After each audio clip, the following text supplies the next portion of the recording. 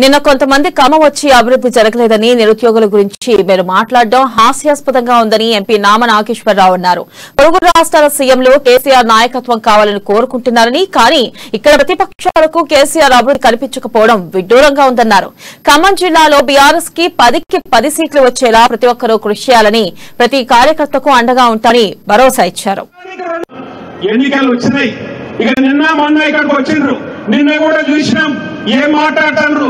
నిరుద్యోగుల గురించి మాట్లాడుతున్నారు, అభివృద్ధి గురించి మాట్లాడుతున్నారు. అభివృద్ధి అనేది నిన్న నడుస్తున్నప్పుడు రోడ్డు అంతా కూడా అభివృద్ధి చూసే ఉంటారు.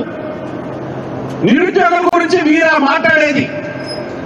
సంవత్సరానికి 2 కోట్ల ఉద్యోగాలు ఇస్తానని ఒక దేశ ప్రధాని చెప్పాడు. ఇప్పటికి 8 సంవత్సరాలు అయింది. 16 కోట్ల ఉద్యోగాలు రావాలా? మేము పార్లమెంట్ లో ఎన్నోసార్లు ఈ కేంద్ర ప్రభుత్వాన్ని నిలదీసినాం. నిన్న ఈ పార్లమెంటు సభ్యులు ఎవరైతే ఇక్కడికి వచ్చారో పార్లమెంట్ లో మట్టికి మాట్లాడరు, పార్లమెంట్ లో మట్టికి అక్కడ ఏం మాట్లాడరు, ఇక్కడికి వచ్చి ఉల్టా మాట్లాడతాండ్రు.